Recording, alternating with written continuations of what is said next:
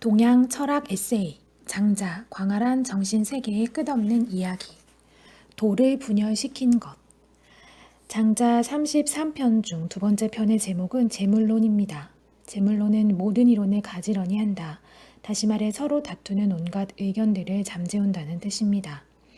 전국 시대는 나라 간의 전쟁과 학파 간의 이론 경쟁이 치열한 시기였고 장자는 이러한 상황이 평화와 공존의 상황으로 바뀌기를 바랐습니다. 그래서 그는 지식인들이 자기 주장을 퍼뜨리고 세상을 구제하겠다고 나설수록 세상은 더 혼란스러워진다고 주장했습니다. 상자를 열고 주머니를 뒤지고 괴짝을 여는 도둑에 대비하려면 반드시 끈으로 묶고 자물쇠를 채워야 한다. 이것이 세상에서 말하는 현명함이다. 그러나 큰 도둑은 괴짝을 쥐고 상자를 들고 주머니를 둘러매고 달아나면서 오히려 끈과 자물쇠가 약해 끊어지지 않을까 걱정한다.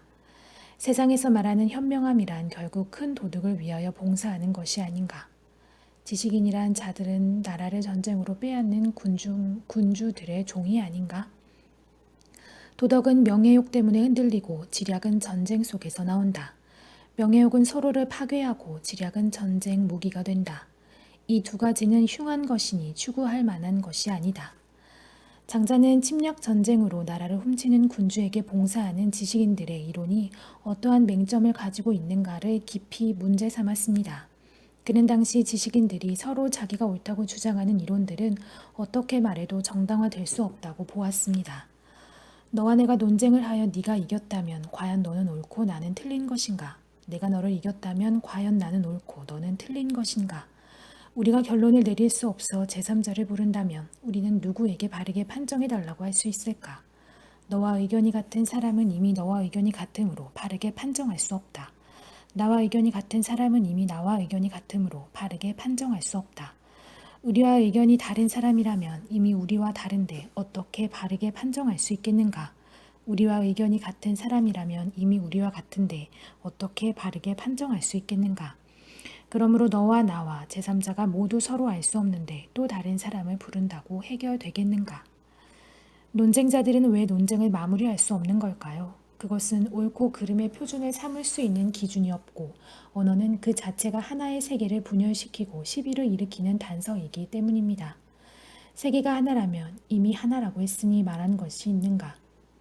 이미 하나라고 했으니 말한 내용이 있지 않은가? 하나인 세계와 하나라는 말이 있으니 둘이 되고 둘과 하나가 셋이 된다. 이 이하는 계산이 뛰어난 사람도 다 헤아릴 수 없는데 처음부터 여럿일 경우는 어떠하겠는가. 결국 언어를 가지고 세계를 말하면 하나인지 둘인지도 합의할 수 없습니다. 그러므로 장자는 통일된 전체상을 보지 못하고 만물을 낱낱이 구분하여 한 모퉁이를 본 것을 가지고 스스로 옳다고 주장하는 논쟁을 거부하였습니다. 유명한 논리학자 해시는 장자의 친구였습니다. 둘은 이런 논쟁을 하였습니다. 장자와 해자가 호의 다리 위에서 한가하게 거닐고 있었다. 장자, 피라미가 자유롭게 놀고 있구나. 이것이 물고기의 즐거움이지. 해자, 자네는 물고기가 아닌데 어떻게 물고기가 즐거운 줄 아는가? 장자, 자네는 내가 아닌데 어떻게 내가 물고기의 즐거움을 모르는 것을 아는가? 해자, 나는 자네가 아니니 자네를 모르는 것은 당연하네. 자네는 물고기가 아니니 자네가 물고기의 즐거움을 모르는 것도 틀림없네. 장자, 처음으로 돌아가서 생각해보세. 자네가 나에게 어떻게 물고기가 즐거운 줄 아느냐고 물은 것은 이미 내 말을 알아듣고서 물은 것이네. 어떻게 알았는지 말하겠네. 나는 이 물가에서 알았네. 느긋한 마음으로 산책하면서 무심코 한 말을 논리적으로 따지는 해시와 그 때문에 기분이 상해서 벌건 얼굴로 대꾸하는 장자의 모습이 떠오릅니다. 푸르른 수풀과 맑은 시내, 싱그런 바람을 맞으며 장자는 물고기가 헤엄치는 모습을 아무 부담 없이 보고 있었습니다. 물고기가 그리는 유려한 곡선과 아무런 거리낌도 없는 그 모습을 보고 장자는 이것이 있는 그대로의 모습이고 자유스러운 모습이라고 느꼈습니다. 해시도 장자의 기분을 충분히 공감하고 있었지만 습관적으로 말장난을 걸었습니다. 장자는 이런 말장난이 싫었습니다. 장자는 여기서도 만물은 서로 연관되어 있고 하나로 통일되어 있다는 자기의 사상을 표현하고 있습니다. 장자는 물고기와 통할 수 있었습니다. 만물이 하나임을 아는 사람만이 시비를 초월하고 선악과 생사를 초월하여 무한한 자유의 세계를 누릴 수 있다는 것이 장자의 주장입니다. 이 세상에 쓸모없는 존재는 없다. 장자의 만물은 연관되어 있다는 사상은 만물을 평등하게 보는 기초입니다. 사람들은 대개 꽃은 향기롭고 아름답다고 생각하고 똥은 더럽고 추한 것이라고 생각합니다. 그렇지만 꽃이란 식물이 물과 햇빛과 영양분을 받아들여 피운 것이고 식물에게 좋은 영양분은 똥에 들어 있습니다. 꽃은 줄기나 잎, 공기나 물, 거름과 연관되어 있는 것입니다. 이 연관을 아는 사람은 단순히 꽃은 아름답고 똥은 더럽다고 하지 않습니다. 아름다움과 추함이 구분되면 사람들은 아름다운 것을 좋아하고 추한 것을 싫어하게 됩니다. 또 좋아함과 싫어함은 사람들이 좋아하는 것을 선택하고 싫은 것을 버리게 합니다. 이러한 분별 때문에 사람들은 서로 좋은 것을 차지하고 싫은 것을 벗어나려 경쟁하고 싸우게 된다는 것입니다. 만물이 연관되어 있고 세계가 하나임을 아는 사람을 직극한 사람, 달통한 사람이라고 합니다. 이 사람들의 눈으로 볼 때는 세상에 쓸모없는 존재가 없습니다. 장자의 친구 해시가 선물로 받은 박씨를 심었는데 지금까지 보지 못한 큰 박이 달렸습니다. 너무 커서 바가지를 만들면 펑퍼짐에서 물을 뜰 수가 없고 물을 담으면 무게를 견디지 못해 쪼개졌습니다. 쓸모없는 박이라고 투덜거리는 해시에게 장자는 이렇게 말했습니다. 왜 호수에 띄워놓고 배처럼 쓰지 않느냐? 박은 바가지를 만들어 쓴다는 사람들의 분별, 선입견에 갇혀서 너무 큰 박은 쓸모없다고 결론을 내린 것은 아직 만물을 있는 그대로 보지 못하기 때문이라는 것입니다. 장자는 사람들이 인위적인 분별 규정 때문에 세계의 본 모습을 못 보게 된다고 하였습니다. 발바닥이 놓이는 자리만 따진다면 우리가 걸어갈 때 필요한 길이 너비는 30cm면 충분할 것입니다. 하지만 강 위에 30cm 폭의 다리를 만들어 놓으면 고개사의 연기 무대는 될지 모르나 보통 사람들은 다 떨어지고 말 것입니다. 장자는 이런 비유를 써서 우리가 밟지 않는 땅도 쓸데없는 것이 아니라고 설득합니다. 이러한 주장은 인간의 주관적인 편견을 벗기려는 의도를 가지고 있습니다. 장자는 사람들이 미인대회를 열어 고르고 고른 미인이라도 물고기가 보고는 물속으로 숨고 새들에게 다가가면 날아가 버리고 사슴이 보고는 결사적으로 도망칠 것이니 미인대회에서 뽑은 미인은 진정한 미의 기준에 맞는 것이 아니라 인간의 편견이 만들어낸 것이라고 했습니다. 이것은 인간과 동물 이야기가 아니라 인간들 사이의 판단 차이를 비유한 것입니다. 이런 생각 때문에 장자는 세상에서 소외된 세상의 기준에서 비정상이라고 하는 사람들이 온전한 덕과 인간미를 가졌다는 이야기를 많이 하고 있습니다.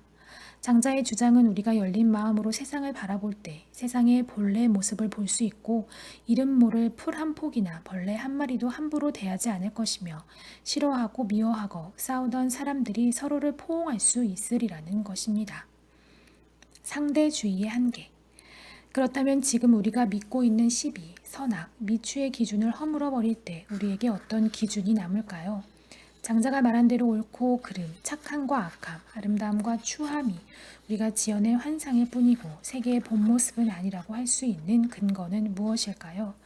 이 물음이 너무 철학적인 논쟁을 몰고 온다면 한 걸음 물러나 장자의 말대로 모든 것을 평등하게 바라보면 우리는 무엇을 할 수 있을까라고 물을 수 있습니다.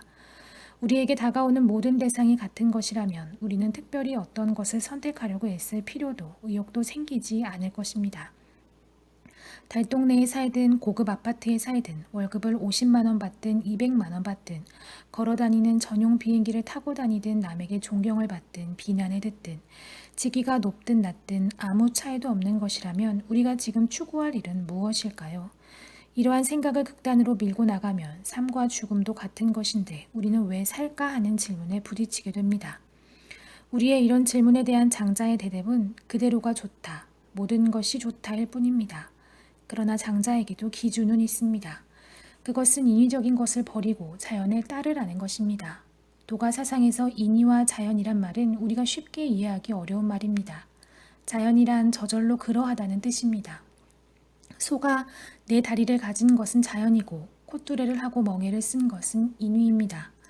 인간의 행동에서 저절로 그러한 것은 무엇일까요? 우리가 자연스러운 행동이라고 할 때 그 기준은 모호합니다. 자연스럽다는 것도 우리의 주관적 판단이기 때문입니다. 노자나 장자의 자연은 인간 중심의 편견을 벗어난 객관적인 무엇이고 인간은 그것에 대하여 수동적인 방식으로 존재해야 한다고 주장하는 듯 보입니다. 때문에 순자는 장자의 사상을 자연에 가려서 문명을 팽개친 사상이라고 비판하였습니다. 순자는 자연의 법칙을 알아내 인간의 삶에 이용하여 문명을 이룩하는 것이 동물과 다른 인간의 위대함이라고 생각했습니다. 순자의 입장에서 보면 장자의 사상은 인간을 조직하고 관리하여 문명을 건설하고 미래를 계획하는 주체적 인간상과는 거리가 먼 것이고 오히려 능동적이고 주체적인 사람들에게 등을 돌리고 그들이 끌고 가는 방향에 반대하는 입장이라고 하겠습니다. 장자가 제자들과 함께 길을 가다가 옹이가 많고 구불구불한 수천 년 된 고목을 보고 이 나무는 사람들이 쓸모없다고 생각하였기 때문에 이렇게 오래도록 살아남을 수 있었다면서 쓸모없는 것에 쓸모 있음을 강의하였다.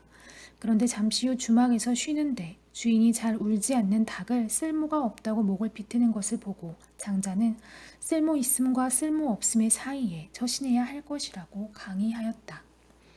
학자들은 장자의 사상을 오래 살기 위한 처세술로 해석하는 것에 반대합니다. 그래서 장자에 나오는 장생불사하는 신선 이야기나 특별한 수련을 하여 초인이 되는 이야기는 장자의 아류들이 지어낸 것이라고 주장합니다. 장자는 삶과 죽음의 구별조차도 거부한 사상가라는 것입니다. 그러나 이러한 해석의 논쟁도 실은 허무한 것입니다. 장자는 자신의 온갖 주장들도 하나의 헛된 이론일지 모른다고 하였습니다. 유명한 호랑나비 꿈 이야기를 통해 장자는 우리가 세계를 해석하는 그리고 틀림없다고 믿는 주장들이 실은 꿈일지도 모른다고 하였습니다. 우리는 죽음 이후의 세계에 대하여 알지 못합니다. 따라서 죽음 이후의 세계가 참 세계고 우리가 삶이라고 생각하는 이 세계는 하나의 꿈일지도 모른다는 것입니다. 그래서 우리는 끊임없이 자신의 꿈에서 깨어나야 하고 큰 꿈에서 깨어나야 참 모습을 볼 수 있다고 합니다. 이러한 장자의 사상을 상대주의라고 합니다.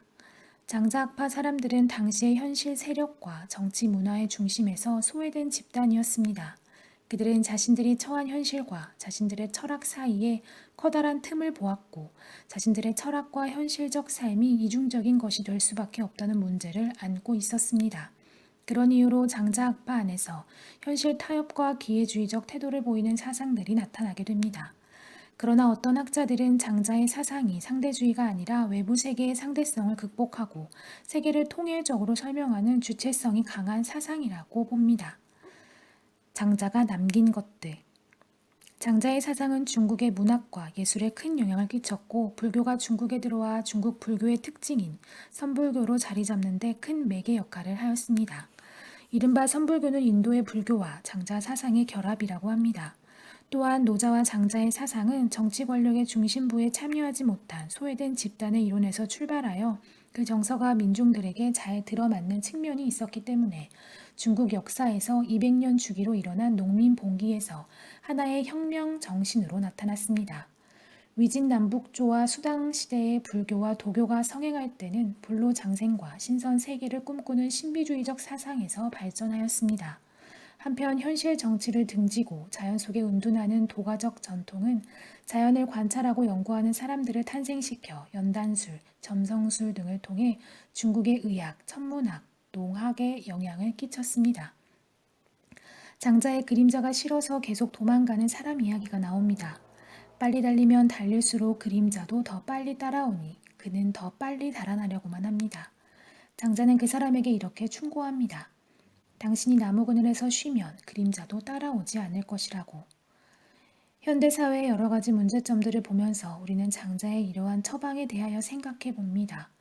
과학기술의 발달로 우리는 엄청난 일을 해내고 있습니다. 무인 우주선을 보내 태양계를 탐사하고 전파 망원경으로 우주의 끝을 보려고 합니다.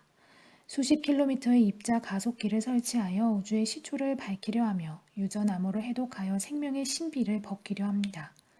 그러나 한쪽에서는 전쟁이 끊이지 않고 굶어 죽는 사람이 수천만을 헤아리며 핵의 위협과 공해 문제를 안고 있습니다. 지구의 온도가 점점 높아진다고도 하고 오존층이 파괴되어 극지방에 가까울수록 백내장 같은 눈병이 훨씬 많이 생긴다고 합니다. 머지않아 지금의 농토가 사막으로 변해갈 것이라고 하고 쓰레기가 인간을 덮어버릴 것이라는 경고도 나옵니다.